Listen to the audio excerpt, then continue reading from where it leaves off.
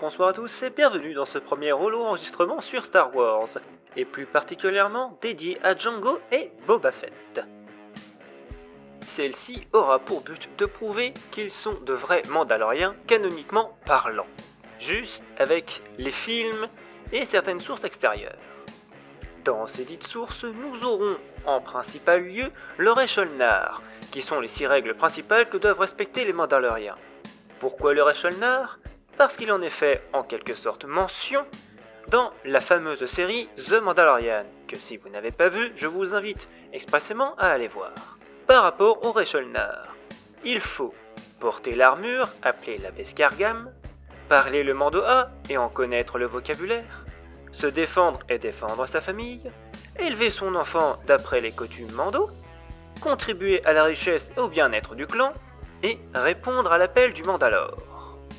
Et là vous allez me dire, mais Critzon, tu te sers de lois qui ne sont pas citées dans les films ni dans les séries. Oui, mais comme je l'ai dit juste avant, il en est fait en quelque sorte mention dans la série The Mandalorian, quand notre cher ami Din Djarin cite « Mandalorien n'est pas une race. » C'est un credo. Ce qui, donc, nous confirme la présence du Resholnar. Pour ce qui est du film, nous allons surtout, et principalement, nous concentrer sur l'épisode 2, pour ce qui est de Jango Fett. Pour Boba, nous nous concentrerons sur la série The Clone Wars, des passages dans l'attaque des clones et les épisodes 5 et 6 de la trilogie originale, ainsi que sur les symboles qu'il a sur lui. Dans Star Wars 2, l'attaque des clones, un mystérieux Mandalorien nous est présenté comme un chasseur de primes du nom de Jango Fett. Pendant la scène sur Kamino avec notre maître favori Obi-Wan Kenobi. Jango nous fait part de son animosité envers les Jedi. C'est toujours un plaisir de parler à un Jedi. Et qu'il fut recueilli par Tyrannus sur une lune de Bogden. J'ai été recruté par un nommé Tyrannus sur une des lunes de Bogden. Donc pour l'instant, pas grand chose de Mando. La phrase qu'il dit en s'adressant à Boba dans une langue étrangère, Boba, Rundatsoik, n'est d'ailleurs pas du Mando'a, mais du Hutes, pour lui demander de fermer la porte, où l'on peut voir sa Beskar-Gam entreposée dans l'armoire. Même si là il ne la porte pas sur lui, on sait par la suite qu'il le fera. Donc, numéro 1, check, porter la Beskar-Gam. Pendant leur escapade dans l'espace, on peut voir sous le tableau de bord du Slave One du Mando'a, que Boba arrive à lire et il prévient son père qu'un vaisseau arrive. Sur le cadran, qui est d'ailleurs à l'envers, on peut voir qu'il est écrit C et un D, et plein de petites informations qui, malheureusement pour moi, étaient trop floues pour être bien déchiffrées. Certains diront que c'est normal qu'il y ait écrit du Mando'a à l'intérieur, car c'est un vaisseau qui a été construit par Mandal's Motor. Eh bien, ces personnes-là ont tort. C'est un vaisseau qui a été construit par Quad Drive, et donc qui n'a rien de mandalorien. L'interface en Mando'a a donc été installée sciemment, et ils arrivent à lire et à comprendre ce qui est écrit sur le tableau de bord. C'est une des règles qu'ils arrivent parfaitement à mettre en œuvre, lire le Mando'a. Par la suite, il y a le combat contre Obi-Wan. La première chose que fera Jango est d'ordonner à Boba de rentrer à l'intérieur du Slave pour se mettre en sécurité. Cette action peut être vue comme anodine, mais elle fait également partie d'une des règles principales du Resholnar, qui est de se défendre et défendre sa famille. Ajoutons à cela l'action de Boba, qui utilise les armes du Slave One contre Obi-Wan. Cela fait donc un 3 sur 6, avec élever son enfant d'après les coutumes Mando, car grâce à cette action, Boba ne fait que mettre en pratique la règle citée juste avant, se défendre et défendre sa famille.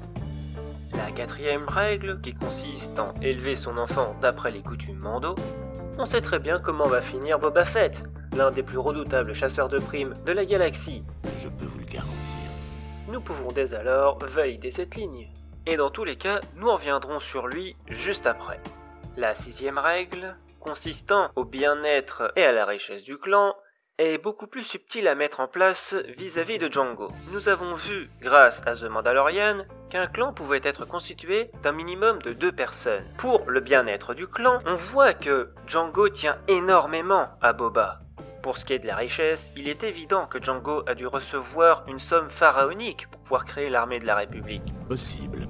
On sait d'ailleurs que l'armure ainsi que le slave reviendront à Boba à sa mort. On pourrait donc, d'un certain point de vue, dire que cela est validé.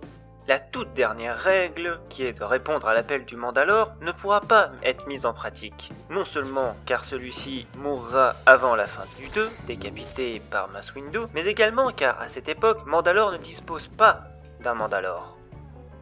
Il n'y a que la duchesse Satine qui est aux commandes, et elle n'est pas considérée comme le Mandalore. La duchesse Satine tient plus à la paix qu'à sa propre vie. Voilà pour ce qui est de Django.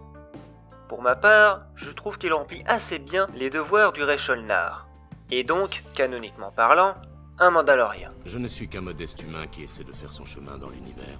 Passons maintenant à Boba Fett. Commençons avec la Beskar-Gam. Il ne s'agit pas de l'armure de son père, ou du moins pas entièrement. Celle-ci est plus légère, ne comportant aucune plaque de cuisse ni de protège tibia. Et le casque n'est pas non plus celui de Django, car Boba l'utilisera pour tenter de tuer Mace Windu dans l'épisode 21 de la saison 2 de The Clone Wars. Anakin! Non! N'y touche pas! Cela n'empêche qu'il porte quand même une Beskar-Gam. Nous pouvons donc alors valider, là encore, la première règle du Resholnar. Pour la seconde règle, nous pouvons retourner dans l'épisode 2.